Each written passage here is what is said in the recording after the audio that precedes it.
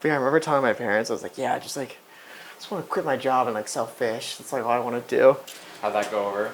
Supportive with like natural skepticism, I think.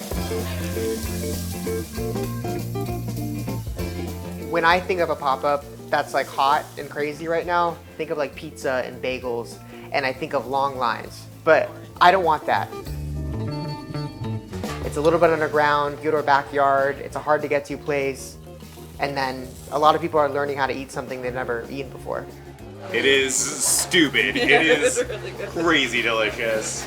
For the past month, I've been trying to book it. It's like harder than a 3 Michelin star restaurant. It's a very like odd thing, because I'll be like, oh yeah, I sell fish on the weekends. And like sometimes I get a little bit like a judgment, and I just like don't give it. I didn't anticipate this traffic so quick. I thought it was gonna take time. I guess like things move fast whenever you do.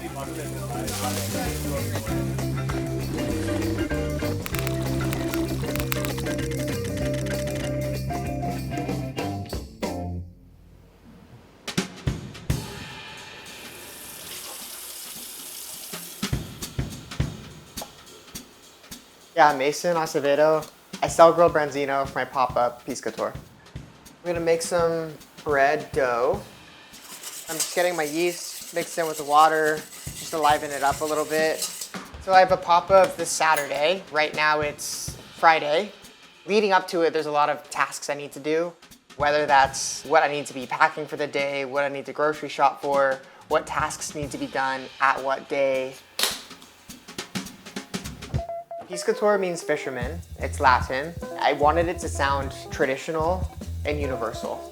I don't have a storefront, so I partner with bars. Basically just set up like in their backyard. I bring all the equipment, and it's meant to be in a very like accessible manner. Get your appetite ready for some freaking fish, dog. Currently, Piscator is every week. Every Thursday in Fort Greene, and it's every Saturday in Greenpoint. So I grill Branzino, it's on the bone. It's served with one full menu, all one flat price. So I have a whole grilled Branzino, Greek dressing over that, and I stuff it with aromatics. Rosé, miso orange slaw, homemade focaccia, and then I have seasonal berries, typically blackberries, with thyme. I believe in specialty over like having everything. I think the bigger the menu, the less like inclined I am to order from it. So I want to embody that. I want to get really freaking good at a few things and then be able to provide that for people.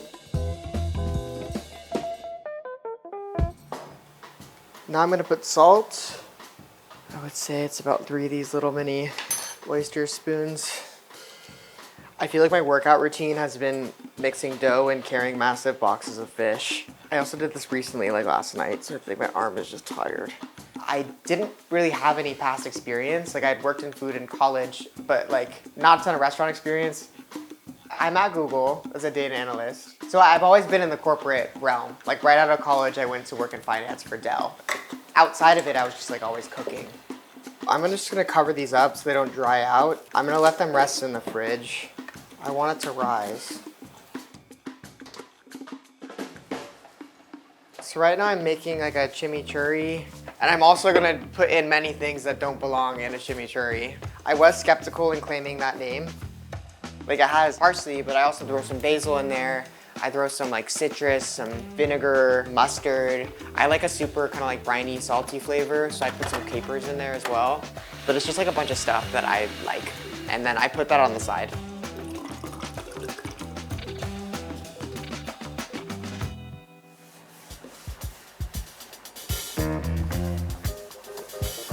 So these have overproofed, and it's okay. I'm not going to stress out because I'm gonna be able to save them.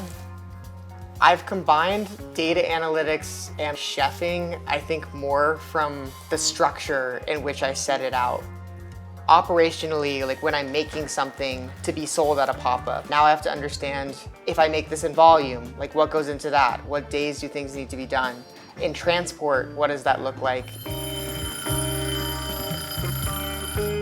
I just think the way in which I like structure the pop-up and how everything needs to work like aligns with how I've like worked in the corporate world. Everything has to have a next step and everything needs to have an alternative.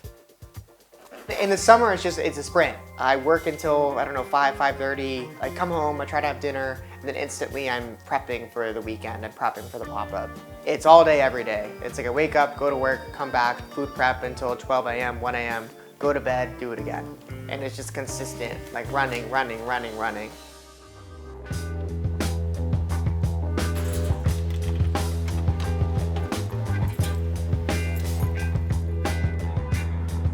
We're going to my fishmonger. They're called Ocean Seafood, and they're based out of Newark, New Jersey. Today's gonna be 55 Branzino to 60. I'm selling right now about 100 Branzino per week.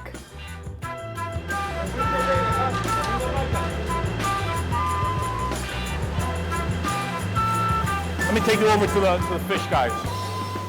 This is all farm raised out at sea in the Mediterranean. Yeah. And it was packed just like this. Troost span, yeah, these are it, Yeah. for the babies. People don't realize, like people talk about like, so I have a lot of fish in my apartment, like, oh, does it smell like fish? I'm like, you actually don't want it to smell like fish, like you want it to smell like the ocean If and anything the sea. smells like fish, it's no good. Yeah, exactly. You can literally see that. And the consistency across the board, you'll find it. And it's just slime. Slime is always good. It is the fish. It is it, It is. If you don't carry Branzini in your place nowadays, you're not even keeping up with the trend. In a year, his volume has at least 200%. Yeah, right? at least. Easily. Yeah, it's kind of easily. wild. Every summer, it gets bigger and bigger. Yeah. So next summer is only better, right?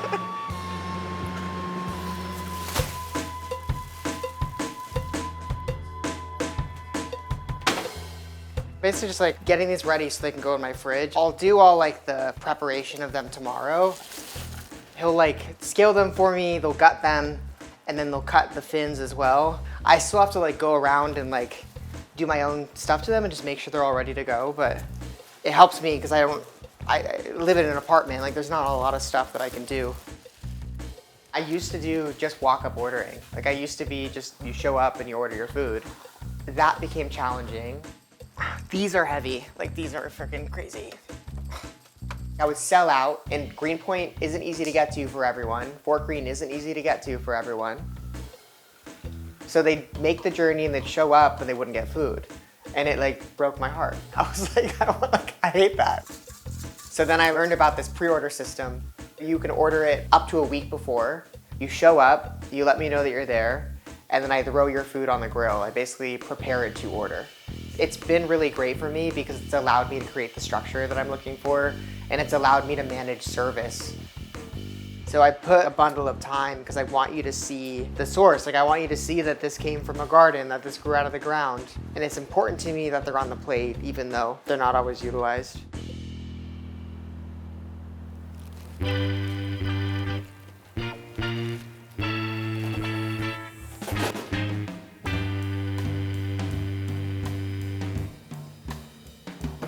We're serving 60 fish, and that's my max capacity because that's all the fish that I can fit in my cooler, and that's all the supplies that I can fit in my fridge. So until I get like a bigger cooler or a better way to transport things, like that's the max that I can hit.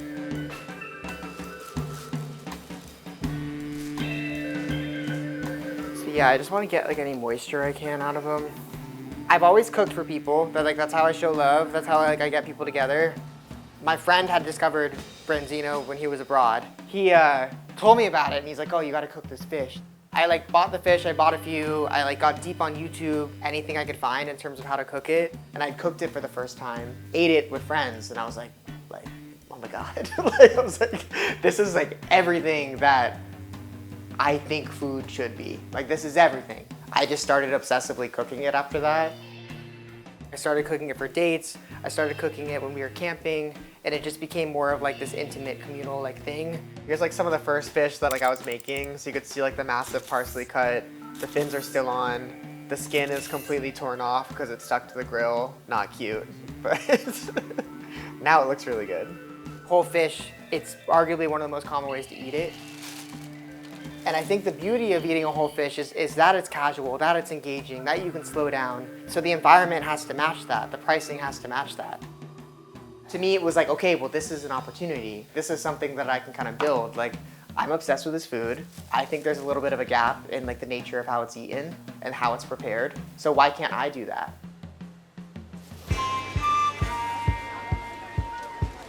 So I'm just getting all like the cute stuff, honestly. This is more my time to kind of like chill, relax. get all the pretty stuff, honestly. My very first pop-up, it was late April of 2024. Yeah, it's been a little over a year. I just cold DM'd all these people to see who would let me just sell fish in their backyard. It was a bar called Tradesman in Bushwick. And then I just set up my stuff and then I sold Branzino for the first time. Even though in the beginning it was just friends, and even though there were weeks where I only sold like 8 Branzino just to friends, I didn't like care because I knew something was gonna happen. Like I knew it was gonna turn into something. Thank you so much. And then there was like a few social media posts. Like this one influencer posted it and then it just completely skyrocketed. This is the hottest food pop-up that you've never heard of in New York City. Every Saturday they serve freshly made Branzino cooked right in front of you. Especially this summer. See, something's going on, dude. There's posts will come up that I don't know about, and then I'll end up getting followers like randomly. So it's like in the last like 30 minutes, I'm showing I got 10 new followers, but I'm not sure where they're coming from.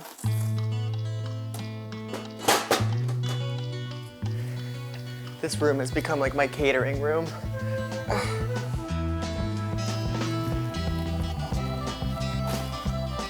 And we'll just mix it more when we're there. Yeah. It definitely needs to be distributed more. You could do a little bit, but yeah, it's up to you. I feel like it's probably enough.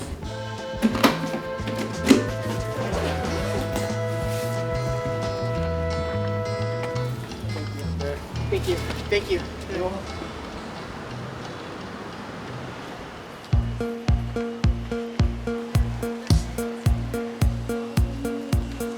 So Troost itself, like it's very unassuming, I would say, from the outside. So you kind of walk through and squeeze through these seats and then you end up in the garden, like in the backyard. All my equipment is camping equipment. I have to get the grills fired at the right time.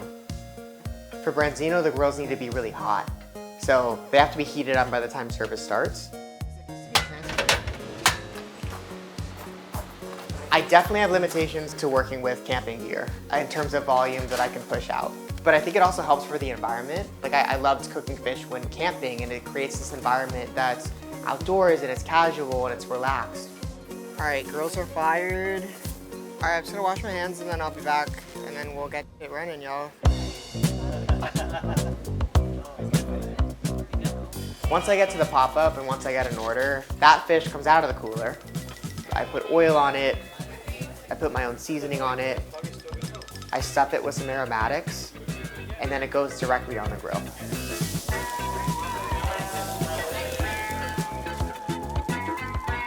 I don't remember if it was my first pop-up. I had put foil on everything and the foil kept flying everywhere. And I had tomatoes there. And I grabbed these tomatoes and I put the tomatoes over, and they didn't put too much weight over it, so I didn't cook too fast. Now I just use them at every pop-up. Brian Kirk for 2 fishes. Yeah. Awesome, super cool. I'm gonna give you the number 25. It'll be probably about 10 minutes right now. Sweet, We'll thanks. bring it out Thank to you.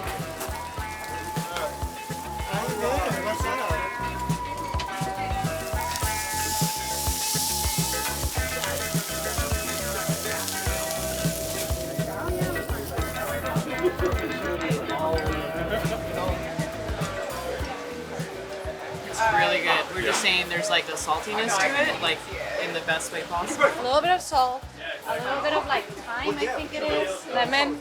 That's all you need. Going back to the idea that Branzino was a good like gateway fish, I think it allows people to start to appreciate that aspect of seeing where your food is from. So like, even though there is that initial fear of like, you can see the whole fish, like you can look at it in the eyes, I guess, per se, but then once you learn how to like really like eat it and like connect with it, it's the best. Like that's the whole point of this, is to get people more comfortable with it. I like that you have to work for it a little bit. Honestly, like that, again, that is a reality of a fish. You want it to taste it in a way that this is a fish, you know?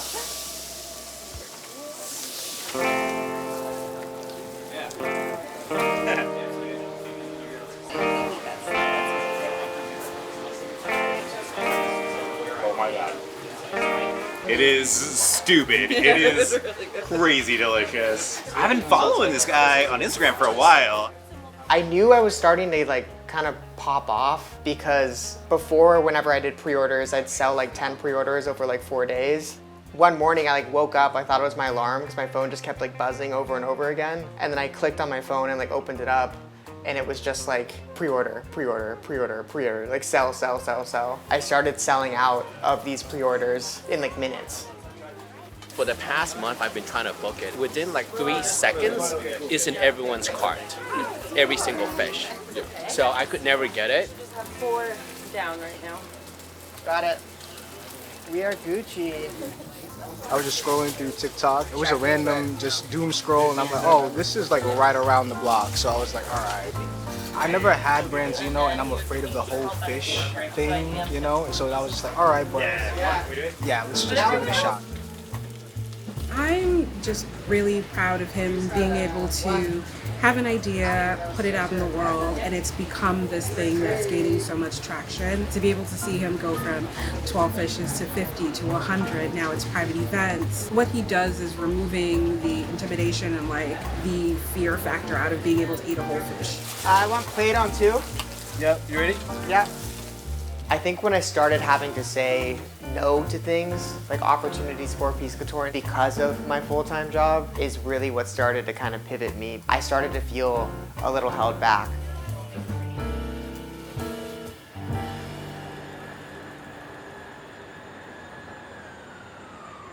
So today I just have to like turn on my equipment and just like tie the bow, I guess, on things. It feels weirdly calming. I feel like there's been a lot of thought, like a lot of internal anxiety about leaving just because it is golden handcuffs. Like we have everything very good here. I expected people to be like, what the heck are you doing? But everyone was oddly very supportive. The fact that they feel confident in it means they know that I've thought through it, and it honestly is really empowering. So ultimate goal is brick and mortar. Like I think it is brick and mortar. It's similar to what I have now with Piscator, just more in like a built environment. If I have storage, if I have more equipment, if I don't have to move all this stuff around all the time, I can be more dynamic with what I'm providing. It feels really good that this is like my first pop-up where this is my full-time job. I feel like I've been ready for this for so long, and I've been wanting to do this for so long that it doesn't feel as like intense of like a jump.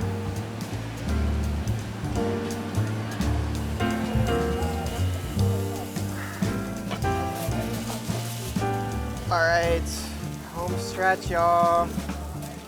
It has been rewarding, and I'm actually starting to build stuff that is like bringing me fulfillment. Oh, thank you. Oh my God, cheers, y'all. Cheers. Cheers. I was always dreaming about owning the bakery. I was always dreaming about serving food. I was always dreaming about working with my hands. Piscator like allowed me to actually like start to act on it a little bit. So at some point, it's like you can only dream so much. You have to do something.